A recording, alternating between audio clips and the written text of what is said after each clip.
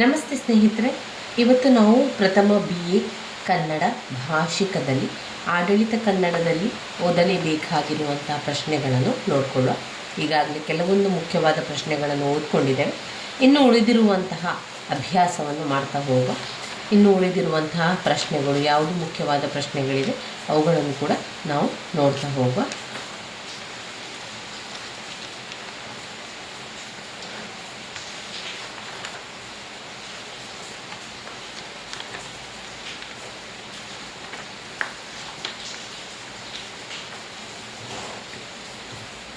ಇನ್ನು ಇದರಲ್ಲಿ ಬರುವಂತಹ ಒಂದು ಮುಖ್ಯವಾದಂತಹ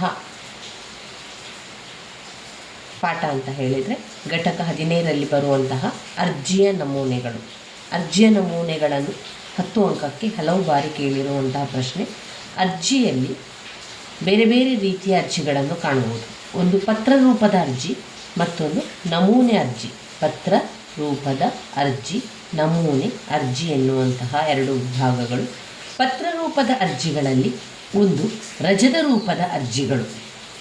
ರಜದ ರೂಪದ ಅರ್ಜಿಗಳು ವೇತನಕ್ಕೆ ಸಂಬಂಧಿಸಿದ ಅರ್ಜಿ, ಜ್ಯೇಷ್ಠತೆಗೆ ಸಂಬಂಧಿಸಿದ ಅರ್ಜಿ, ವರ್ಗಾವಣೆ ಕೋರುವ ಅರ್ಜಿ, ವಿದ್ಯಾರ್ಥಿ ಶುಲ್ಕವನ್ನು ಕಂತುಗಳಲ್ಲಿ ಕಟ್ಟಲು ಕೋರುವ ಅರ್ಜಿ.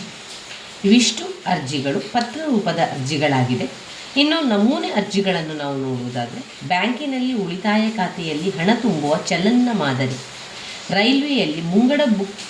ರೈಲ್ವೆಯಲ್ಲಿ ಮುಂಗಡ ಸ್ಥಳ ಕಾಯ್ದಿರಿಸುವ ಅಥವಾ ರದ್ದುಪಡಿಸುವ ಕೋರಿ ಅರ್ಜಿ. ಕರ್ನಾಟಕ ರಾಜ್ಯ ಮುಕ್ತ ವಿಶ್ವವಿದ್ಯಾನಿಲಯ ಮೈಸೂರು ಅರ್ಜಿಯ ನಮೂನೆ. ಮೈಸೂರು ಮಹಾನಗರ ಸಾರಿಗೆ ಸಂಸ್ಥೆಯಲ್ಲಿ ವಿದ್ಯಾರ್ಥಿ ರಿಯಾಯಿತಿ ಬಸ್ ಪಾಸ್ ಅರ್ಜಿ. ಪತ್ರ ರೂಪದ ಅರ್ಜಿಗಳಲ್ಲಿ ರಜದ ರೂಪದ ಅರ್ಜಿಗಳಲ್ಲಿ ಮತ್ತೆ 2 ಸಬ್ ಪಾಯಿಂಟ್ಸ್ಗಳನ್ನು ಕಾಣ್ಬೋದು. ಸಾಂದರ್ಭಿಕ ರಜದ ಅರ್ಜಿ ಮತ್ತು ವೈದ್ಯಕೀಯ ರಜದ ಅರ್ಜಿ. ರಜದ ರೂಪದ ಅರ್ಜಿ ವೇತನಕ್ಕೆ ಸಂಬಂಧಿಸಿದ ಅರ್ಜಿ, ಜ್ಯೇಷ್ಠತೆಗೆ ಸಂಬಂಧಿಸಿದ ಅರ್ಜಿ, ವರ್ಗಾವಣೆ ಕೋರುವ ಅರ್ಜಿ, ವಿದ್ಯಾರ್ಥಿ ಶುಲ್ಕವನ್ನು ಕಂತುಗಳಲ್ಲಿ ಕಟ್ಟುವ ಕೋರುವ ಅರ್ಜಿ. ಇವೆಲ್ಲದರ ಪಾಯಿಂಟ್ಸ್ಗಳನ್ನು ನಾವು ವಿವರಣೆಯನ್ನು ತಿಳಿತಾ ಹೋಗುವ ಸ್ನೇಹಿತರೆ. ಬನ್ನಿ, ಪುಟ ಸಂಖ್ಯೆ 133ರಲ್ಲಿ ನಮಗೆ ಪತ್ರದ ಅರ್ಜಿಯ ವಿಧಾನಗಳನ್ನು ಅವರಲ್ಲಿ ಕೊಟ್ಟಿದ್ದಾರೆ. 135 ನೋಡಿ. ಅರ್ಜಿಗಳು ಕಚೇರಿಗೆ ಬರುವ ಕಾಗದ ಪತ್ರಗಳ ಗುಂಪಿಗೆ ಸೇರಿರುತ್ತದೆ. ಇವು ಖಾಸಗಿ ಸಂಘ ಸಂಸ್ಥೆಗಳು, ಸಾರ್ವಜನಿಕರು, ಕಚೇರಿಯಲ್ಲಿ ಕೆಲಸ ಮಾಡುವ ನೌಕರರು ಬರೆದವುಗಳಾಗಿರುತ್ತದೆ. ಸರಕಾರದ ವಿವಿಧ ಇಲಾಖೆಗಳಿಂದಲೂ ಸರಕಾರದಿಂದಲೂ ತಮಗೆ ಆಗಬೇಕಾದ ಕೆಲಸ, ಹಾಗೆಯೇ ಅವರ ಸವಲತ್ತುಗಳನ್ನು ಮಾಡಿಕೊಡುವಂತೆ ಸಾರ್ವಜನಿಕರು ಅಥವಾ ಖಾಸಗಿ ಸಂಘ ಸಂಸ್ಥೆಗಳು ಸಂಬಂಧಪಟ್ಟ ಅಧಿಕಾರಿಗಳಿಗೂ, ಮಂತ್ರಿಗಳು, ಶಾಸಕರು ಮೊದಲಾದ ಜನಪ್ರತಿನಿಧಿಗಳಿಗೆ ಅರ್ಜಿಗಳನ್ನು ಬರೆಯುತ್ತಾರೆ. ಇವೆಲ್ಲ ಪತ್ರ ರೂಪದ ಅರ್ಜಿಗಳು.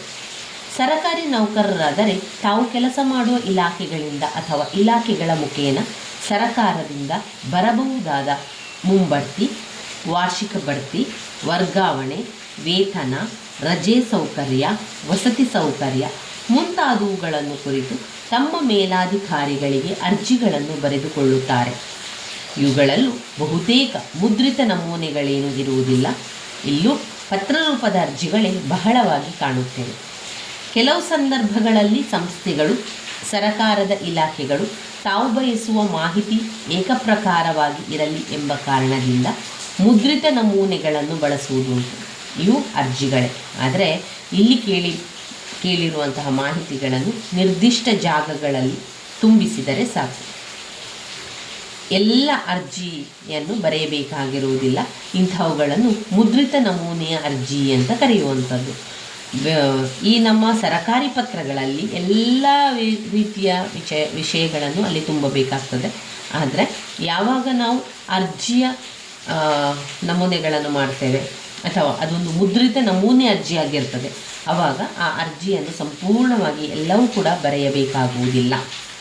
ಅರ್ಜಿಯನ್ನು ಬರೆಯುವ ವ್ಯಕ್ತಿಯ ಉದ್ದೇಶ, ಅವನ ಅಗತ್ಯ ಹಾಗೂ ಅವನು ಹೊಂದಬಯಸುವ ಹುದ್ದೆ, ಸವಲತ್ತುಗಳ ಸ್ವರೂಪಕ್ಕೆ ಅನುಗುಣವಾಗಿ ಅರ್ಜಿಯ ಸ್ವರೂಪವು ನಿರ್ಧಾರಿತವಾಗುವುದರಿಂದ ಅರ್ಜಿಗೆ ನಿಗದಿತ ಸ್ವರೂಪದ ವ್ಯಾಖ್ಯೆಯನ್ನು ಹೇಳಲಾಗದು. ಆದರೂ ಖಾಸಗಿ ಸಂಘ ಸಂಸ್ಥೆಗಳಾಗಲಿ, ಸಾರ್ವಜನಿಕರಾಗಲಿ, ಸರಕಾರದ ಕಚೇರಿಗಳಲ್ಲಿ ಅಥವಾ ಖಾಸಗಿ ಸಂಸ್ಥೆಗಳಲ್ಲಿ ಕೆಲಸ ಮಾಡುವ ನೌಕರರು ಮೊದಲಾದ ಸಿಬ್ಬಂದಿ ವರ್ಗದವರಾಗಲಿ ತಮಗೆ ಆಗಬೇಕಾದ ಕೆಲಸ ಕಾರ್ಯಗಳು ಹಾಗೂ ಸೌಕರ್ಯಗಳನ್ನು ಕುರಿತು ಸಂಬಂಧಿಸಿದ ಅಧಿಕಾರಿಗಳು, ಸಂಸ್ಥೆಗಳು ಹಾಗೂ ಸರಕಾರಕ್ಕೆ ಸಲ್ಲಿಸುವ ಕೋರಿಕೆಯ ಪತ್ರಗಳೇ ಅರ್ಜಿಗಳು.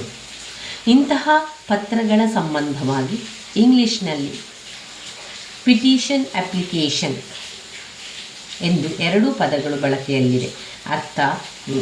ಈ ಒಂದು ಅರ್ಥದ ದೃಷ್ಟಿಯಿಂದ ಇವೆರಡೂ ಒಂದೇ ಆದರೂ ಕೂಡ ಬರವಣಿಗೆಯ ಸ್ವರೂಪದ ದೃಷ್ಟಿಯಿಂದ ಬೇರೆ ಬೇರೆಯಾಗಿರುತ್ತದೆ. ಕನ್ನಡದಲ್ಲಿ ಇವುಗಳನ್ನು ಮನವಿಗಳು, ಅರ್ಜಿಗಳು ಎಂದು ಕರೆಯಬಹುದು. ಇವೆರಡನ್ನು ಅರ್ಜಿಯ ಎರಡು ವಿಧಗಳೆಂದು ಕರೆಯಬಹುದು. ಅರ್ಜಿಗಳಲ್ಲಿ ಪತ್ರರೂಪದ ಅರ್ಜಿಗಳು ಮತ್ತು ನಮೂನೆ ಅರ್ಜಿಗಳು ಎಂಬ ಎರಡು ಭಾಗವನ್ನಾಗಿ ನಾವು ನೋಡಬಹುದು.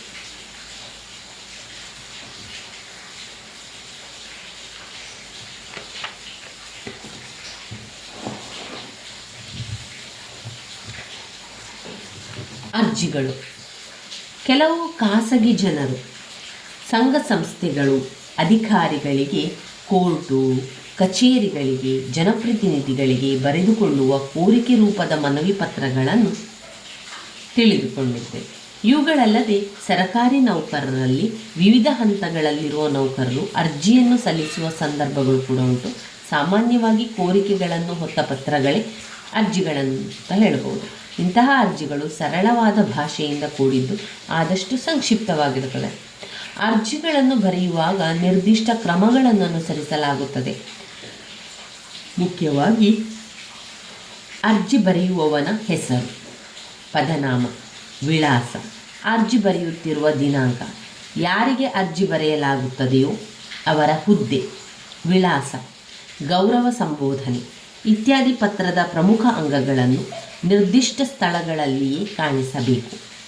ಅರ್ಜಿಗಳು ಸಾರ್ವಜನಿಕರಿಂದ ತಹಶೀಲ್ದಾರರ ಕಚೇರಿಗಾಗಲಿ, ಉಪವಿಭಾಗಾಧಿಕಾರಿಗಳ ಕಚೇರಿಗಾಗಲಿ, ಕೋರ್ಟುಗಳಿಗಾಗಲಿ ಬರೆಯಬೇಕಾದಲ್ಲಿ ಅರ್ಜಿಯ ಎಡ ಪಾರ್ಶ್ವದ ಮೇಲ್ಭಾಗದಲ್ಲಿ ಅಥವಾ ಮೇಲ್ಭಾಗದ ಯಾವುದಾದರೊಂದು ಸ್ಥಳದಲ್ಲಿ ಅಗತ್ಯವಿರುವಷ್ಟು ಮೊತ್ತದ ನಿಗದಿಗೊಳಿಸಿದ ಅರ್ಜಿ ಸ್ಟ್ಯಾಂಪನ್ನು ಹಚ್ಚಬೇಕಾಗುತ್ತದೆ. ಇವನ್ನು ಪತ್ರ ರೂಪದ ಅರ್ಜಿಗಳು ಅಂತ ಕರೆಯುವಂಥದ್ದು. ಪತ್ರ ರೂಪದ ಅರ್ಜಿಗಳು, ಮನವಿ ಪತ್ರಗಳು ಪತ್ರರೂಪದ ಅರ್ಜಿಗಳ ಗುಂಪಿಗೆ ಸೇರುತ್ತದೆ. ಇಲ್ಲಿ ವಿಷಯದ ವೈವಿಧ್ಯತೆ, ವಿಷಯದ ಗಾಂಭೀರ್ಯತೆ, ವಿಷಯದ ವೈಶಾಲ್ಯ, ಸಮಸ್ಯೆಯ ಸ್ವರೂಪ ಇತ್ಯಾದಿ ನಾನಾ ರೂಪದ ವಿಷಯಗಳು ಪ್ರಸ್ತಾಪವಾಗುವುದರಿಂದ ಈ ಒಂದು ಪತ್ರದ ರೂಪದ ಅರ್ಜಿಯಲ್ಲಿ ಇಂಥವುಗಳನ್ನು ಸೇರುವುದಿಲ್ಲ ಎಂದು ಖಚಿತವಾಗಿ ವ್ಯಾಖ್ಯಾನಿಸಲು ಬರುವುದಿಲ್ಲ. ಈ ಕೆಳಗಿನ ಕೆಲವು ವಿಚಾರಗಳು, ಕೆಲವು ಸಂದರ್ಭದ ಅರ್ಜಿಗಳನ್ನು ನೀಡಲಾಗಿದೆ. ಸಾಮಾನ್ಯವಾಗಿ ಪತ್ರದ ರೂಪದ ಅರ್ಜಿಗಳಲ್ಲಿ ಕೋರಿಕೆ ಸ್ವರೂಪವಿದ್ದ ಕೈಬರಹ ಅಥವಾ ಟೈಪ್ ಮಾಡಿದ ಅರ್ಜಿಗಳನ್ನು ಕಾಣುವಿರಿ. ಇದು ಪತ್ರ ರೂಪದ ಅರ್ಜಿಗಳು. ಪತ್ರ ರೂಪದ ಅರ್ಜಿಗಳಲ್ಲಿ ಯಾವುದೆಲ್ಲ? ಅರ್ಜಿಯ ವಿಧಗಳು: ರಜದ ಅರ್ಜಿ, ವೇತನಕ್ಕೆ ಸಂಬಂಧಿಸಿದ ಅರ್ಜಿ, ಜ್ಯೇಷ್ಠತೆ ಮತ್ತು ಬಡ್ತಿಗೆ ಸಂಬಂಧಿಸಿದ ಅರ್ಜಿ, ವರ್ಗಾವಣೆ ಕೋರುವ ಅರ್ಜಿ, ವಿದ್ಯಾರ್ಥಿಯು ಶುಲ್ಕವನ್ನು ಕಂತುಗಳಲ್ಲಿ ಕಟ್ಟಲು ಕೋರುವ ಅರ್ಜಿ, ಫಲಿತಾಂಶದಲ್ಲಿ ಆಗಿರಬಹುದಾದ ಲೋಪದೋಷಗಳನ್ನು ಸರಿಪಡಿಸಲು ಕೋರಿ ಅರ್ಜಿ, ಶೈಕ್ಷಣಿಕ ಪ್ರವಾಸಕ್ಕೆ ಅನುಮತಿ ನೀಡಬೇಕೆಂದು ಕೋರಿ ಅರ್ಜಿ. ಶೈಕ್ಷಣಿಕ ಪ್ರವಾಸಕ್ಕೆ ಅನುಮತಿಯನ್ನು ಕೊಡಬೇಕು ಎನ್ನುವಂಥದ್ದೇ ಕೇಳಿ ಅರ್ಜಿ. ರಜದ ರೂಪದ ಅರ್ಜಿಯನ್ನು ನೋಡೋಣ. ರಜೆಯನ್ನು ಕೋರಿ ಸಂಬಂಧಿಸಿದ ಮೇಲಾಧಿಕಾರಿಗೆ ಸಲ್ಲಿಸುವಂತಹ ಅರ್ಜಿಯೇ ರಜದ ರೂಪದ ಅರ್ಜಿ. ರಜದ ಅರ್ಜಿಗಳು ಸಕಾರಣವಾಗಿರಬೇಕು. ರಜವನ್ನು ಕೋರುವ ದಿನಗಳ ಸಂಖ್ಯೆ ಮತ್ತು ಅಲ್ಲಿನ ದಿನಾಂಕಗಳನ್ನು ಸ್ಪಷ್ಟವಾಗಿ ನಮೂದಿಸಬೇಕು. ರಜೆಗಳಲ್ಲಿ ಸಾಂದರ್ಭಿಕ ರಜೆ, ಗಳಿಕೆ ರಜೆ, ಪರಿವರ್ತಿತ ರಜೆ ಮುಂತಾದ ವಿವಿಧ ಪ್ರಕಾರಗಳಿವೆ. ಇವುಗಳಲ್ಲಿ ಮಾದರಿಗಾಗಿ ಒಂದೆರಡನ್ನು ಗಮನಿಸಬಹುದು. ಸಾಂದರ್ಭಿಕ ರಜದ ಅರ್ಜಿ: ಇಲ್ಲಿ ಅರ್ಜಿದಾರರ ಹೆಸರು, ಹುದ್ದೆ, ಪದನಾಮ, ಕಚೇರಿ ಹೆಸರು, ಕಚೇರಿಯ ಸ್ಥಳ ಬಲದ ಬದಿಯಲ್ಲಿ ಬರೆಯುವಂಥದ್ದು. ಇನ್ನು ಅದರ ನಂತರ ಕೆಳಗಿನ ಬದಿ ಎಡಭಾಗದಲ್ಲಿ ಇವರಿಗೆ ಪದನಾಮ, ಕಚೇರಿ ಹೆಸರು, ಕಚೇರಿ ಇರುವ ಸ್ಥಳ, ಮಾನ್ಯ, ಆಮೇಲೆ ದಿನಾಂಕವನ್ನು ಹಾಕಬೇಕು. ಈ ದಿನ ಅನಾರೋಗ್ಯದ ಕಾರಣ ನಾನು ಕಚೇರಿಗೆ ಬರಲು ಸಾಧ್ಯವಾಗುವುದಿಲ್ಲ. ಆದ್ದರಿಂದ ಒಂದು ದಿನದ ಸಾಂದರ್ಭಿಕ ರಜವನ್ನು ಮಂಜೂರು ಮಾಡಿಕೊಡಬೇಕೆಂದು ಕೋರುತ್ತೇನೆ. ವಂದನೆಗಳೊಡನೆ ತಮ್ಮ ವಿಧಿಯ ಸಹಿ, ದಿನಾಂಕ, ಸ್ಥಳ ಕೂಡ ಇದೆ ನೋಡಿ. ಇನ್ನು ವೈದ್ಯಕೀಯ ರಜದ ಅರ್ಜಿ. ವೈದ್ಯಕೀಯ ರಜದ ಅರ್ಜಿಯಲ್ಲಿ ಬಲದ ಭಾಗದಲ್ಲಿ ಇಂದ ಅರ್ಜಿದಾರರ ಹೆಸರು, ಹುದ್ದೆ, ಕಚೇರಿ ಹೆಸರು, ಕಚೇರಿಯ ಸ್ಥಳ. ಎಡಭಾಗದಲ್ಲಿ ಇವರಿಗೆ ಪದನಾಮ, ಕಚೇರಿ ಹೆಸರು, ಕಚೇರಿ ಇರುವ ಸ್ಥಳ. ಮಾನ್ಯರೇ, ನಾನು 2 ವರ್ಷಗಳಿಂದ ಮಂಡಿ ನೋವಿನಿಂದ ಬಳಲುತ್ತಿದ್ದು ಕಚೇರಿಯಲ್ಲಿ ಕುಳಿತು ಕೆಲಸ ಮಾಡಲು ಬಹಳ ಕಷ್ಟವಾಗುತ್ತಿದೆ. ಇತ್ತೀಚಿನ ದಿನಗಳಲ್ಲಿ ನೋವು ಹೆಚ್ಚಾಗಿದ್ದು ಚಿಕಿತ್ಸೆ ಪಡೆಯುವುದು ಅನಿವಾರ್ಯವಾಗಿದೆ. ಚಿಕಿತ್ಸೆಗಾಗಿ ವೈದ್ಯರನ್ನು ಭೇಟಿಯಾದಾಗ ಕೆಲವು ದಿನಗಳ ಕಾಲ ಓಡಾಡುವುದನ್ನು ನಿಲ್ಲಿಸಬೇಕೆಂದು ಹಾಸಿಗೆಯಲ್ಲಿ ಮಲಗಿ ಚಿಕಿತ್ಸೆ ಪಡೆಯುವುದು ಉತ್ತಮವೆಂದು ಸಲಹೆ ನೀಡಿರುತ್ತಾರೆ. ವೈದ್ಯರ ಸಲಹೆ ಮತ್ತು ಅನಾರೋಗ್ಯದ ಪ್ರಮಾಣ ಪತ್ರವನ್ನು ಈ ಅರ್ಜಿಯೊಡನೆ ಲಗತ್ತಿಸಿರುತ್ತೇನೆ. ದಿನಾಂಕ ಇಷ್ಟರಿಂದ ಇಷ್ಟರ ತನಕ 2 ತಿಂಗಳ ಕಾಲ ವೈದ್ಯಕೀಯ ರಜೆಯನ್ನು ಮಂಜೂರು ಮಾಡಬೇಕೆಂದು ಕೋರುತ್ತೇನೆ. ವಂದನೆಗಳೊಡನೆ ತಮ್ಮ ವಿಧೇಯ ಸಹಿ, ದಿನಾಂಕ ಮತ್ತು ಸ್ಥಳ. ಇನ್ನು ಬರುವಂಥದ್ದು ವೇತನಕ್ಕೆ ಸಂಬಂಧಿಸಿದ ಅರ್ಜಿ. ಬಲದ ಭಾಗದಲ್ಲಿ ಅರ್ಜಿದಾರರ ಹೆಸರು, ಹುದ್ದೆ, ಕಚೇರಿ ಹೆಸರು, ಕಚೇರಿಯ ಸ್ಥಳ. ಕೆಳಭಾಗದಲ್ಲಿ ಇವರಿಗೆ ಪದನಾಮ, ಕಚೇರಿಯ ಹೆಸರು, ಕಚೇರಿ ಇರುವ ಸ್ಥಳ. ಮಾನ್ಯರೇ, ನಾನು ಡ್ಯಾಶ್ ಹುದ್ದೆಯಿಂದ ಹುದ್ದೆಗೆ ಇದೇ ಸಾಲಿನ ತಿಂಗಳಲ್ಲಿ ಬಡ್ತಿ ಹೊಂದಿದ್ದೇನೆ. ತಮ್ಮ ಕಚೇರಿಯ ದಿನಾಂಕ ನಂಬರ್ನ ಆದೇಶದಂತೆ ನನ್ನ ಪ್ರಸ್ತುತ ವೇತನ ರೂಪಾಯಿಗಳ ಮೂಲಕ ವೇತನ ನಿಗದಿಯಾಗಬೇಕಿತ್ತು. ದಯಮಾಡಿ ತಾವು ಈ ವಿಚಾರವಾಗಿ ಪರಿಶೀಲನೆ ನಡೆಸಿ ನನ್ನ ವೇತನವನ್ನು ಸರಿಯಾಗಿ ನಿಗದಿಪಡಿಸಬೇಕೆಂದು ಕೋರುತ್ತೇನೆ. ವಂದನೆಗಳೊಡನೆ ತಮ್ಮ ವಿಧೇಯ ಸಹಿ, ಆಮೇಲೆ ದಿನಾಂಕ, ಸ್ಥಳ.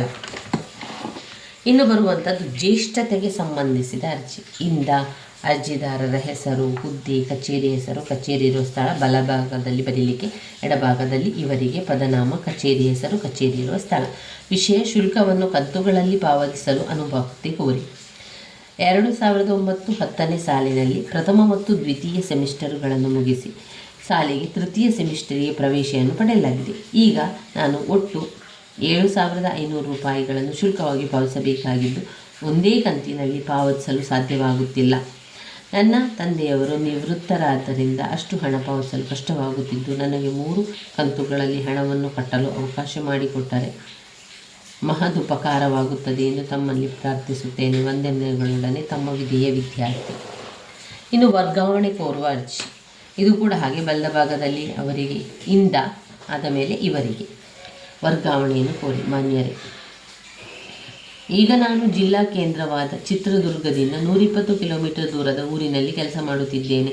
ನನ್ನ ಸ್ವಂತ ಮನೆ ಇರುವುದು ಚಿತ್ರದುರ್ಗದಲ್ಲಿಯೇ. 20 ವರ್ಷಗಳ ಸೇವಾನುಭವ ಇರುವ ನಾನು ಇದುವರೆಗೆ ಗ್ರಾಮಾಂತರ ಪ್ರದೇಶಗಳಲ್ಲಿ ಸೇವೆ ಸಲ್ಲಿಸಿದ್ದೇನೆ. ಈ ಕಾರಣಕ್ಕಾಗಿ ನನಗೆ ಬೆನ್ನು ಮತ್ತು ಮಂಡಿ ನೋವು ಕಾಣಿಸಿಕೊಂಡಿದ್ದು ಮುಂದಿನ ದಿನಗಳಲ್ಲಿ ಹೆಚ್ಚು ದೂರ ಪ್ರಯಾಣ ಮಾಡಬಾರದೆಂದು ವೈದ್ಯರು ತಿಳಿಸಿರುತ್ತಾರೆ. ಅಲ್ಲದೆ ನನ್ನ ಮಗ ದ್ವಿತೀಯ PUCಯಲ್ಲಿ ಓದುತ್ತಿದ್ದು ಅವನ ಬಗ್ಗೆ ಗಮನ ಹರಿಸಬೇಕಾಗಿದೆ. ಆದ್ದರಿಂದ ದಯಮಾಡಿ ನನ್ನನ್ನು ಚಿತ್ರದುರ್ಗಕ್ಕೆ ವರ್ಗ ಮಾಡಿಕೊಡಬೇಕೆಂದು ತಮ್ಮಲ್ಲಿ ಕಳೆಯಿಂದ ಮನವಿ ಮಾಡಿಕೊಳ್ಳುತ್ತಿದ್ದೇನೆ. ಈ ಅರ್ಜಿಯ ಜೊತೆಗೆ ವೈದ್ಯರು ನೀಡುವ ವರದಿಯನ್ನು ಲಗತ್ತಿಸಿರುತ್ತೇನೆ. ವಂದನೆಗಳೊಡನೆ ತಮ್ಮ ವಿಧೇಯ ಸಹಿ, ದಿನಾಂಕ, ಸ್ಥಳ. ವಿದ್ಯಾರ್ಥಿಯು ಶುಲ್ಕವನ್ನು ಕಂತುಗಳಲ್ಲಿ ಕಟ್ಟಿ ಕೋರುವ ಅರ್ಜಿ. ಇಂದ ಮತ್ತು ಇವರಿಗೆ ಮಾನ್ಯರೇ, ವಿಶೇಷ ಶುಲ್ಕವನ್ನು ಕಂತುಗಳಲ್ಲಿ ಪಾವತಿಸಲು ಅನುಮತಿ ಕೋರಿ. ಇಂಥ ಸಂದರ್ಭದಲ್ಲಿ ದ್ವಿತೀಯ ಸೆಮಿಸ್ಟರ್ನ ಮುಗಿಸಿ 2ನೇ ಸಾಲಿಗೆ ತೃತೀಯ ಸೆಮಿಸ್ಟರ್ಗೆ ಪ್ರವೇಶ ಪಡೆಯಬೇಕಾಗಿದೆ. ಈಗ ನಾನು ಒಟ್ಟು ಇಷ್ಟು ರೂಪಾಯಿಗಳನ್ನು ಶುಲ್ಕವಾಗಿ ಪಾವತಿಸಬೇಕಾಗಿದ್ದ ಒಂದೇ ಕಂತಿನಲ್ಲಿ ಪಾವತಿಸಲು ಸಾಧ್ಯವಾಗುತ್ತಿಲ್ಲ. ನನ್ನ ತಂದೆ ನಿವೃತ್ತದಿಂದಾಗಿ ಅಷ್ಟು ಹಣ ಪಾವತಿಸಲು ಕಷ್ಟವಾಗುತ್ತದೆ. ನನಗೆ 3 ಕಂತುಗಳಲ್ಲಿ ಕಟ್ಟಲು ಅವಕಾಶ ಮಾಡಿಕೊಡುವುದು ಮಹಾ ಉಪಕಾರವಾಗುತ್ತದೆ ಎಂದು ಪ್ರಾರ್ಥಿಸುತ್ತೇನೆ. ಇನ್ನು ನಮೂನೆಯ ಅರ್ಜಿಗಳು.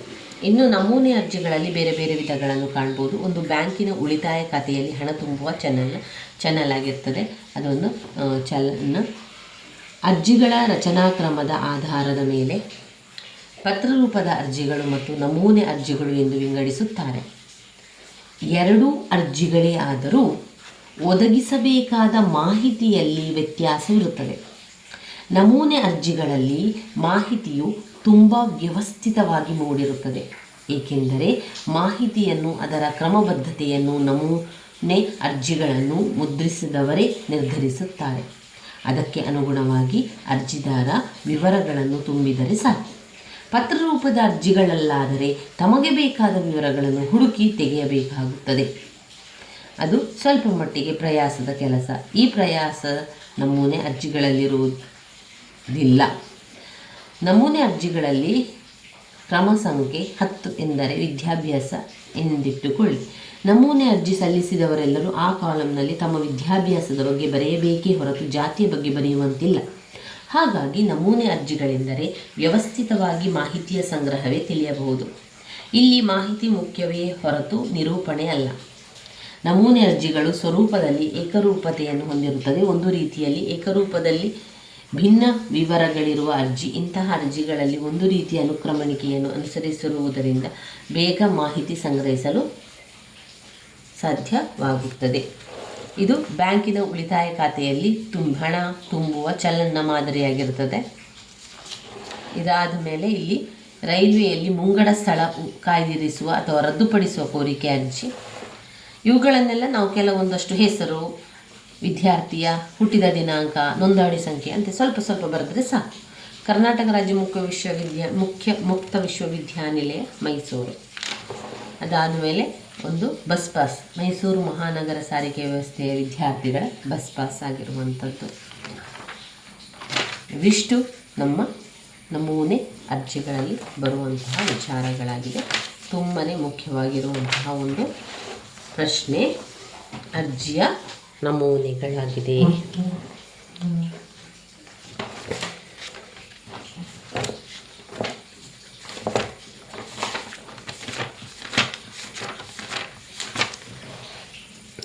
ಅರ್ಜಿ ಎಂದರೇನು, ಅರ್ಜಿಯ ಮಾದರಿಗಳನ್ನು ತಿಳಿಸಿ ಅಂತ.